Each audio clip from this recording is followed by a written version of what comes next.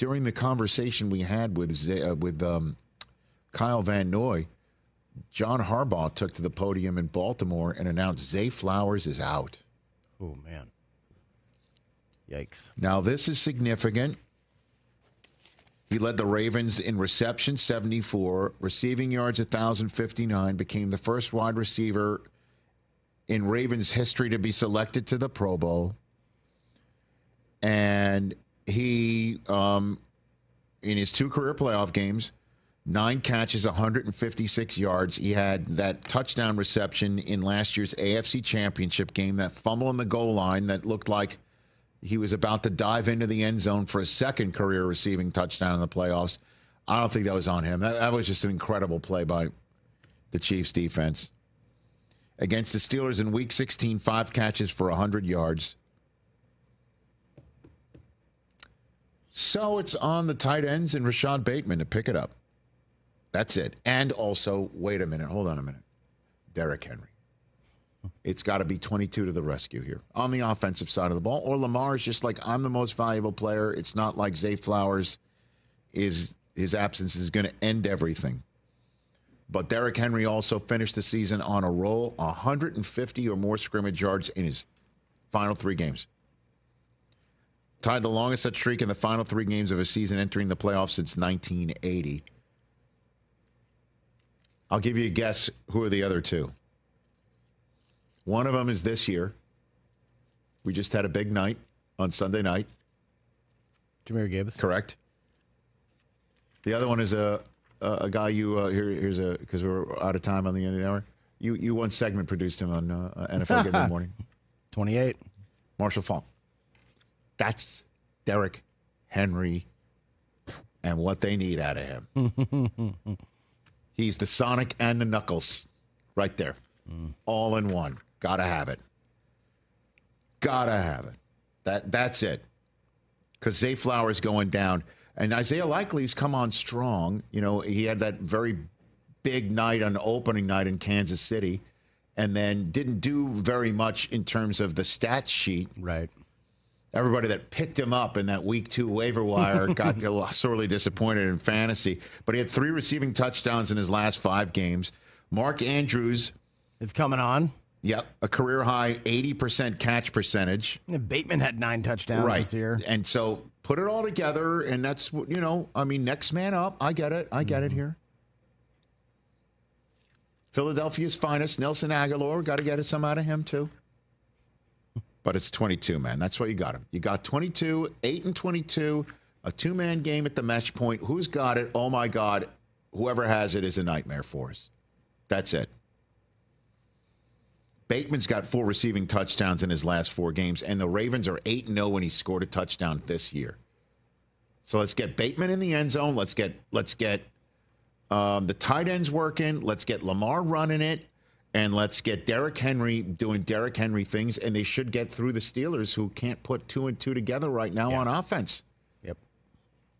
Or the Steelers take this and utilize it and push the pressure on Lamar, get Derrick Henry before he can get his legs under him, before he gets a head of steam hitting that hitting that line of scrimmage, and the Steelers shock the Ravens and one and done them. I would be stunned. That's your what's more likely for Friday. Oof. But Zay Flowers is out. That's the first blush reaction to it. It's not a death blow, but it is a blow. I just gave you the numbers. How about this one for Rashad Bateman? I got this one. The NFL Network research is just on it. 5 receiving touchdowns on deep targets, which is 20 or more air yards in 2024. Tied with Terry McLaurin and DK Metcalf, and the only one who had more was Jamar Chase. Okay. So we're all focused on Zay being the first ever Pro Bowl wide receiver from Baltimore. It's Rashad Bateman time, man. And if the Steelers know that, then it's got to be Isaiah Likely and Mark Andrews time. And if any of those connections work, Derrick Henry will be coming downhill at you. Prime Video right here on Roku. Perfect way for you to see it. Al Michaels, and against my better judgment, allowing us to start today's program if I don't say so. With what, Chris? What do you want to start the program with today? Look, man, You love this stuff. This is one of my favorite topics. It's a great sports radio topic. And now that we're into the playoffs, Rich, guys, Jay Felly, you look great today. Nice shoes. Which quarterback is under the most pressure as we start these 2024-2025 NFL playoffs? Under the most pressure. Because, look, let's be honest. Lamar Jackson basically told us himself that he's feeling pressure entering the playoffs because he knows that his performance in his 6 postseason games is substandard to the MVP quality and expectation level that he has set for himself and fans and his organization. Got it. Okay? He told us he's too hyped up. He's feeling the pressure. Josh Allen, he's going to be MVP. Is he under the most pressure? Oh, rookie quarterbacks. This guy. Are they under the most pressure? No. Is this David Bowie over here? I would love to make the case, fellas. Wait for it. That's the wind-up. This is the pitch. The quarterback. You ready? Hold on a second. If you think, I don't know if this is what he's about to say is heat, or if it is a Dwight Gooden 12-6, knee-buckling Uncle Charlie, Lord Charles, actually, Lord is what Charles, it was called back Lord in his day. Charles. Midnight to 6 p.m. curveball. Go ahead, Chris. Fellas, the quarterback under the most pressure as we get ready for the 2025 NFL playoffs. It's Patrick Mahomes. That's the dumbest thing I've heard out of your mouth in quite some time. Think about it. Think about it. Okay. He's going for immortality. What's more pressure-packed than that? Immortality? The three-peat. It's an electronic the mortality? Three-peat. He's going for immortality. He is going to equal Bradshaw and Joe Montana, and he's like 28 years old. Exactly, which is why there's no pressure. He's 28. Oh, my God. And he's had people like me, not me personally, I'm saying people like me, say all year long how lucky this team has been and how they should be 10-7 and how, they barely beat them and they're getting help with the refs. And when blah, you blah, say blah. people, you're people. No, look. You're the people that was saying that. Where's my camera? I had the Chiefs #1 in the power rankings last week because they have the best record in the NFL. You can't change what you say in week 18 and make me forget about 17 weeks people say this all year, how lucky they are and how they shouldn't be the 1 seed and they shouldn't do this and they shouldn't do that. They're less than. They don't have any weapons.